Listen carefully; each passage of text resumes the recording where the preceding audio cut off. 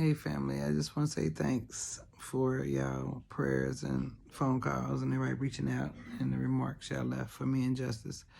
We definitely appreciate it. Um, I just, for some reason, just felt like venting. So I definitely appreciate everybody, listening to me vent and just, praying for me. I appreciate it. It is a very difficult journey, and I say journey because it is one. Sometimes you don't know from one day to the next, what the day is going to look like. So I appreciate y'all. This happened, or this was triggered by a bad relationship. She was 19 years old, and she was dating a guy, and the relationship ended, and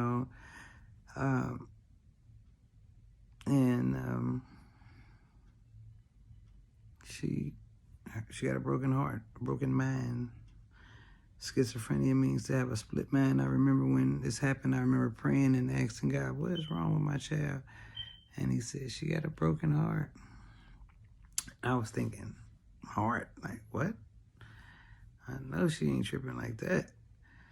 And I didn't really understand heart and mind, the subconscious mind, and how much the heart and the mind, what it meant as far as the scripture was concerned. And when he told me that she had a broken heart, I really didn't understand, because I was like, what? I know you ain't letting no little nothing, open you up like that, got you all the way tripping. But it was a little more than that. It was the trigger for the occasion for her mind to become split. And usually it's brought on by something traumatic. So that's what it is.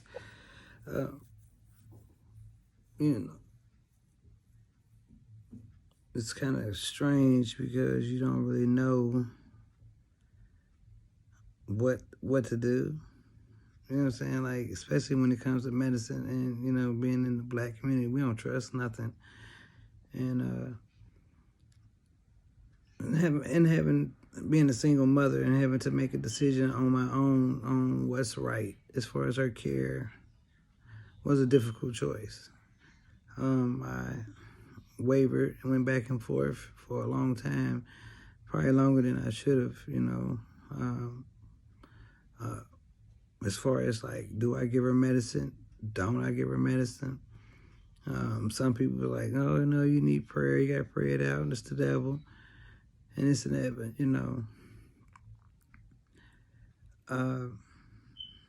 I do believe that we do have an adversary that does influence things, but we are natural people.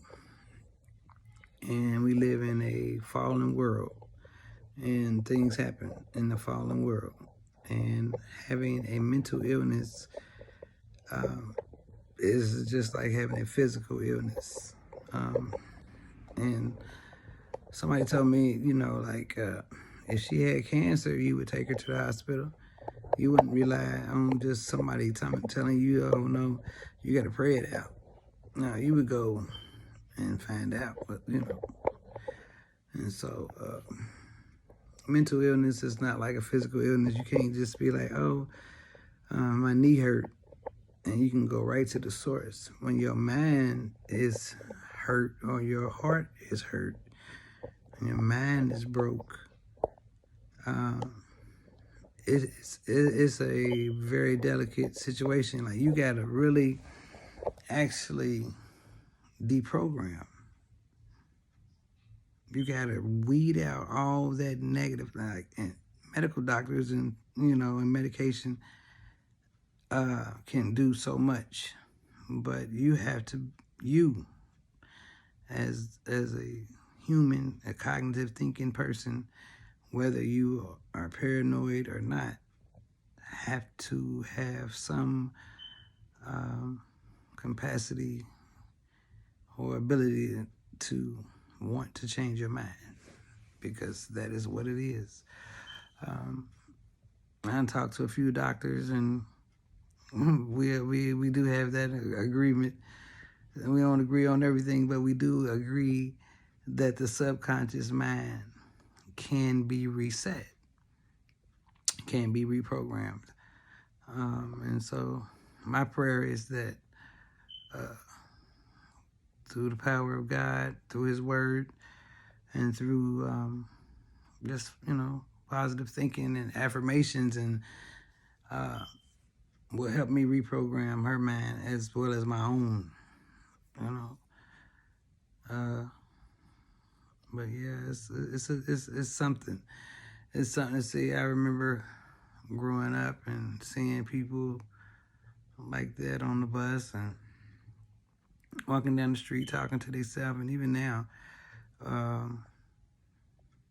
And when I was younger, would laugh and joke and point.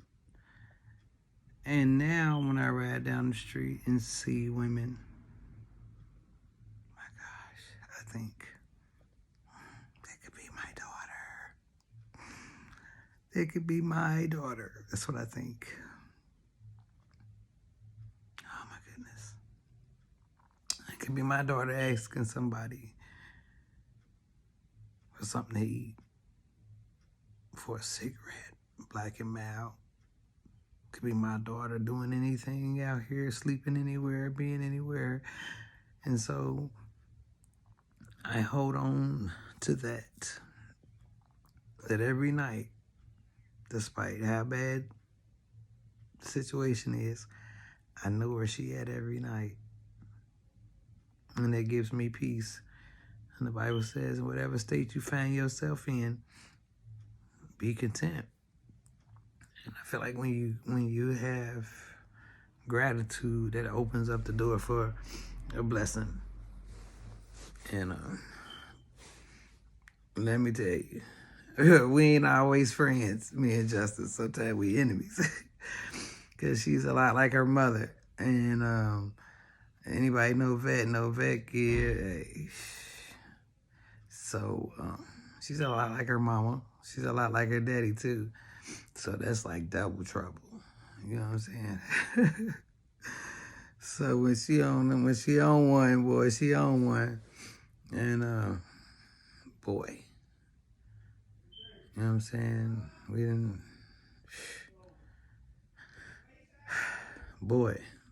have some moments. And she done had, spend a few nights in the hospital, and I could think back on her first night in the hospital, how devastated I was. Boy, I couldn't even tell her I was leaving. Every day I would go home and wash my clothes and put them back on so she wouldn't know that I left her. Because I'd never been away from her, and she was terrified, and I was terrified, and oh boy. But she ain't been, I know where she at, and she's with me. And it ain't always easy for either of us to be together, I'm gonna tell you, she be at work with me in the shop, and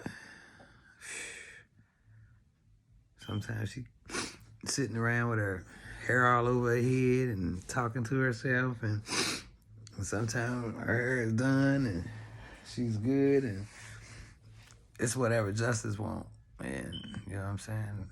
She ain't worried about the world, the outside world. It's this world in here.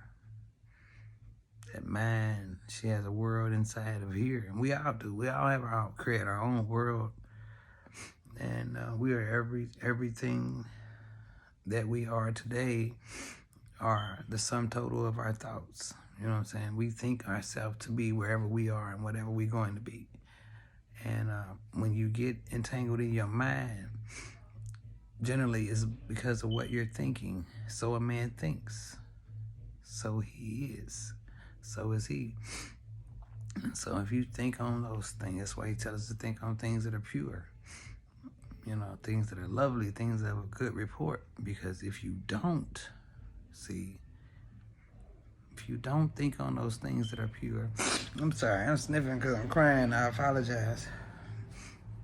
But if you don't think on those things that are pure, when you think on those negative things, you create those negative worlds, those things, you bring those things to be. And so let's say grab your daughters and talk to them. Find out what they thinking. Find out what they thinking. And make sure that they thinking the right thing. Find out if they've been holding on to something that needs to be talked about. Because those traumatic events, those things that happen to you or to your child could ultimately mess their mind up. And yeah. So keep us in prayer. And again, like I said, watch over your girls. Let them know. Don't get in no hurry to be in a relationship. Don't be in no hurry to have no sexual relationship. Wait till you get married. It's the best thing to do. I wish I would have done it. And even though my children were born in wedlock, I wish I would have waited. I wish I would have done things properly. Wish I would have stayed in my parents' home until somebody came in and took me out of my parents' home properly. But hindsight is 20/20. And you live and you know. You gotta live it, learn it, know it, apply it.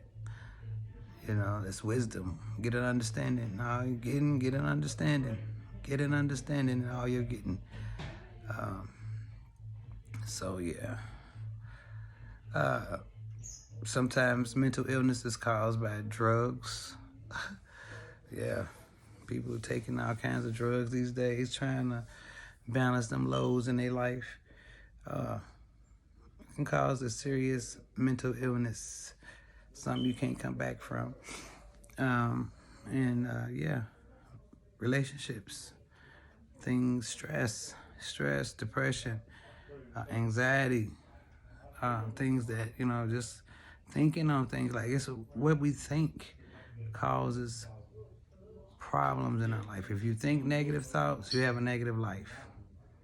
You think positive things and positive, you believe things positive about your life, you believe the goodness of the Most High is promised to you, then you can expect that.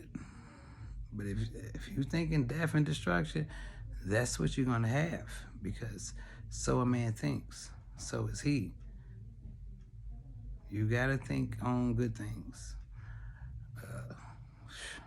Sometimes I have so much positive affirmation going just to be like, I don't know, Mom, please. I don't want to hear no more. And we get into it, because I'm like, look, I want my daughter back. You know what I'm saying? I want to see her smile again. I want to hear her laugh. One thing about Justice, though, that has not changed is her love for music. That girl will sing and dance all day long. That's her thing. She sings and dances.